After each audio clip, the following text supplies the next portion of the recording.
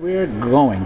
All right, I'm with Shelby Blakely of PolitiCulture Upstream blog website. Shelby, you're here at the School Choice Conference. What do you think so far? We're now meeting the people. Have you met any of them before? Yeah, I've met a few of them. Kara Davis, I'm familiar with her work. Michelle Ray, she's Galt Girl on Twitter, and so we kick back and forth there.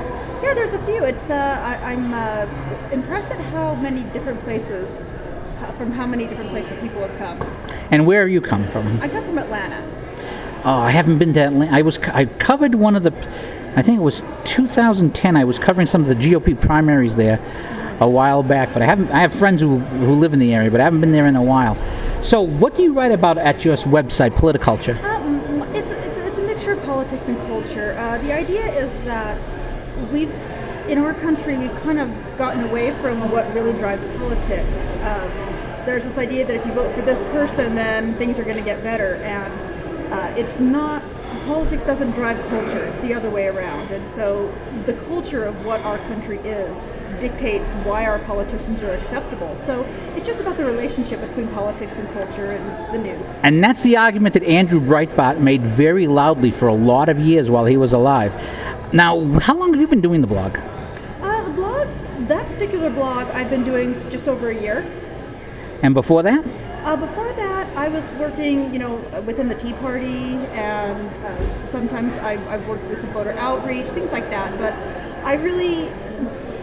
to me, the Tea Party kind of moved away from the ideas that started it, and so I don't know. It's just for me, America's kind of got, even the conservative, the right, has gotten away from the ideas that made it appealing.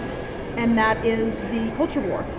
See, I'm one of the few people who really believes that the culture war is the war that's worth fighting. That if you lose the culture war, you lose conservatism. And I think a lot of our troubles come from not being willing to fight that culture war. So you got a fan here for sure. Yeah. So again, where can people find PolitiCulture on site? PolitiCulture Upstream at WordPress.net. So. It's a WordPress site. It's kind of just what's in relation to the news and like the election cycle. Unfortunately, there's a bit about Trump on there, so because Trump's been a cultural phenomenon.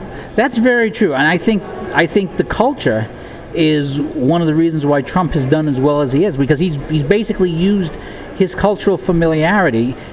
Because, how do I say it? We're a niche market. The people who actually pay attention are a niche market. Mm-hmm. But Trump's niche is much bigger, which gave him an inborn advantage, I think. It really did. And I think there's a couple of things that were very unique about the candidacy so far.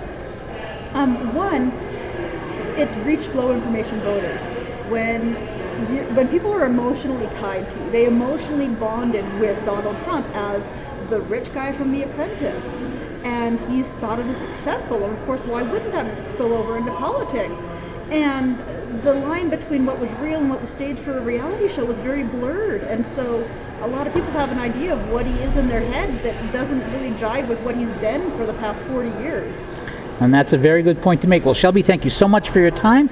Look forward to seeing you more at the conference and finding out what you think. Thanks. All right.